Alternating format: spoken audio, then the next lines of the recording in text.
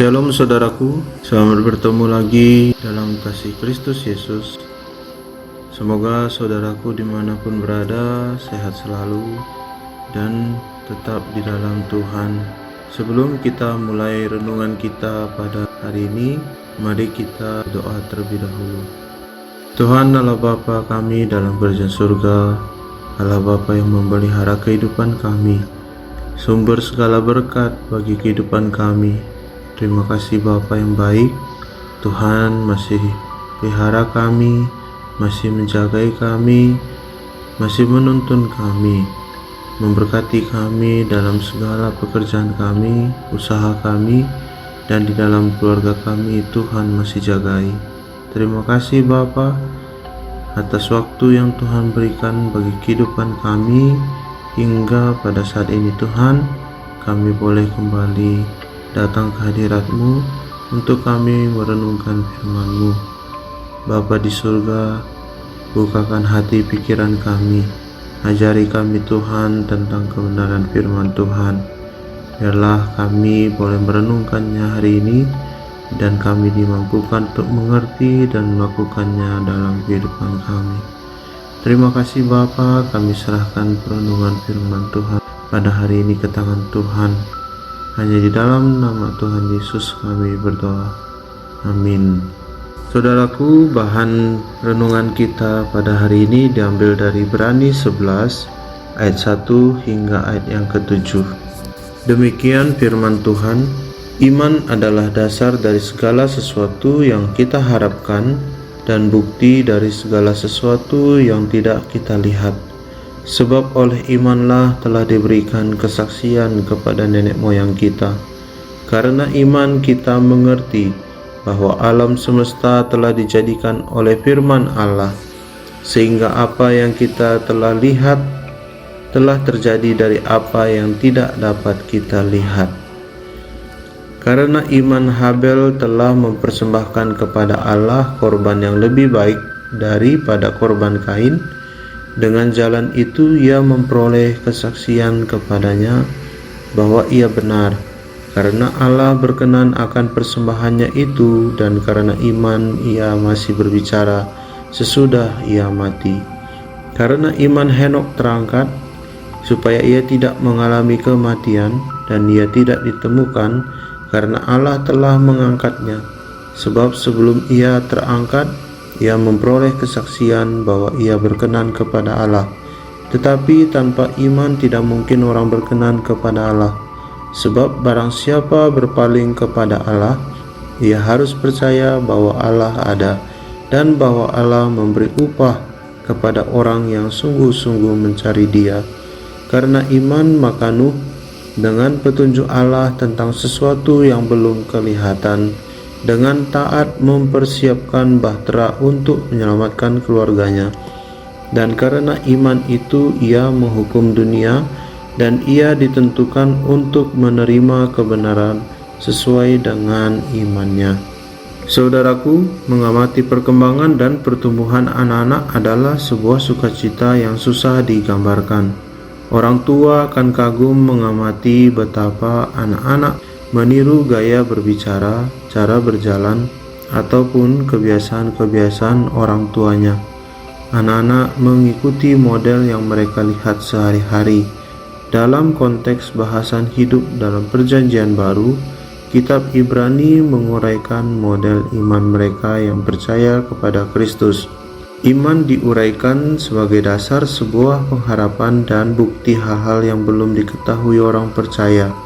Kitab Ibrani memberi teladan dari Habel, Henok, dan Nuh, serta menguraikan bagaimana iman mereka terwujud nyata dalam pujian kepada Allah. Apa yang menjadi kesamaan ketiga tokoh ini? Yang pertama, ketiga tokoh ini tidak melakukan banyak hal. Habel dibunuh oleh Kain setelah keduanya mempersembahkan kurban. Henok bergaul dengan Allah, dan ia kemudian diangkat oleh karena Allah berkenan kepadanya. Nuh menaati perintah Allah membangun bahtera, sekalipun saat itu belum tampak akan datangnya air bah. Yang kedua, dari ketiga tokoh ini memiliki iman yang berelasi dengan Allah. Habel memberikan kurban yang lebih baik daripada kurban yang diberikan oleh Kain, dan Allah menghargai kurban Habel. Henokh bergaul dengan Allah sementara Nuh menaati firman Allah. Iman yang berelasi dengan Allah ini menjadi faktor yang sangat penting untuk dapat hidup menyenangkan Allah. Jelas, iman yang sejati melibatkan relasi dengan keberadaan Allah yang berfirman dan memberi janji. Mereka yang mengakui keberadaan Allah yang hidup akan berusaha mencari Dia dan memberikan hidup mereka untuk disandarkan padanya. Habel, Henokh, dan Nuh memberikan teladan berupa sikap hidup yang berelasi secara aktif dan dinamis dengan Allah yang hidup. Itu semua adalah teladan yang baik. Namun ada teladan yang lebih sempurna, yaitu Kristus Yesus itu sendiri. Melalui Kristus, Allah mewujudkan janji-janji yang dibuat kepada para nenek moyang iman kita. Semoga renungan ini dapat menguatkan kita dan dapat menuntun kita selalu menjalani hari-hari kita dalam Tuhan. Amin. Mari kita berdoa.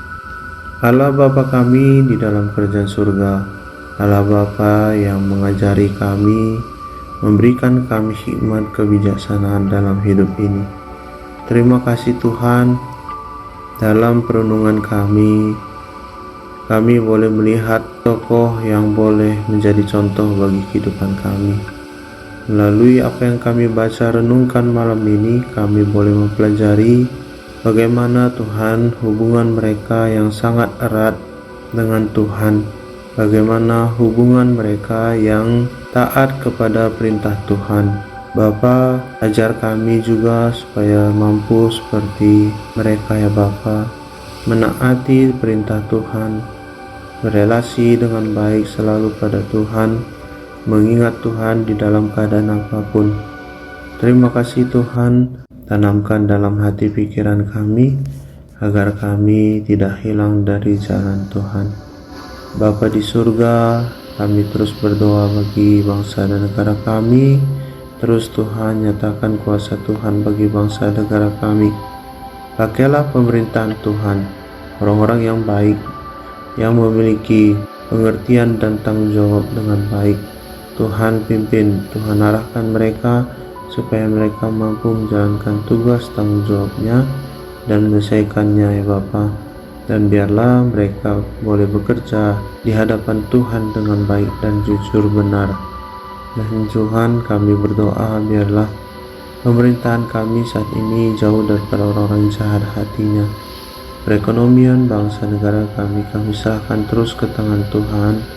Tolong Tuhan bantu pulihkan supaya banyak orang kembali bekerja dan berpenghasilan, sehingga terjadi perputaran ekonomi yang baik di negara kami.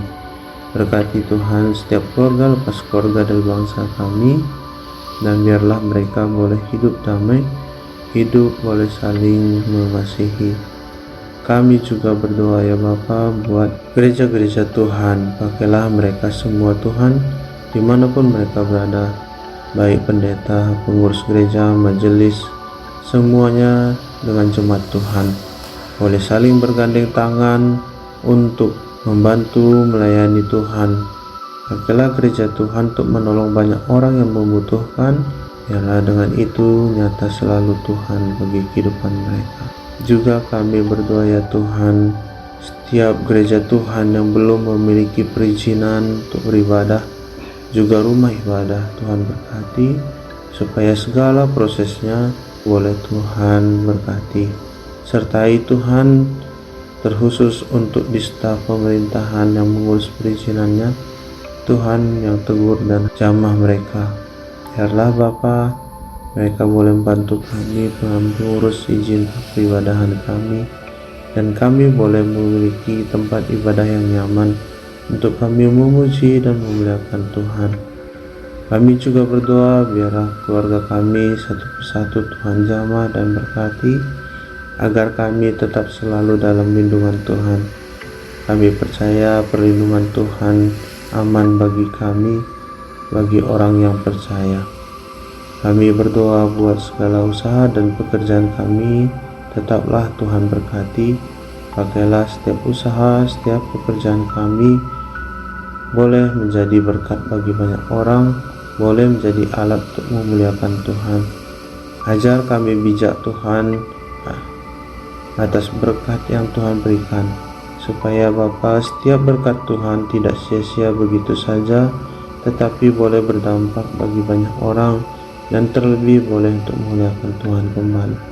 Ampuni kami atas dosa pelanggaran kami, supaya kami layak datang ke hadapan-Mu. Terima kasih Bapa, ini doa permohonan kami. Kami berdoa di dalam nama Tuhan Yesus. Bapa kami yang di surga, dikuduskanlah nama-Mu, datanglah kerajaan-Mu, jadilah kehendak-Mu di bumi seperti di surga. Berikanlah kami pada hari ini makanan kami yang secukupnya, dan ampunilah kami akan kesalahan kami, seperti kami juga mengampuni orang yang bersalah kepada kami. Dan janganlah membawa kami ke dalam pencobaan, tetapi lepaskanlah kami daripada yang jahat, karena Engkaulah yang punya kerajaan dan kuasa dan kemuliaan sampai selama-lamanya. Amin. Terima kasih saudaraku sudah mendengarkan renungan hari ini.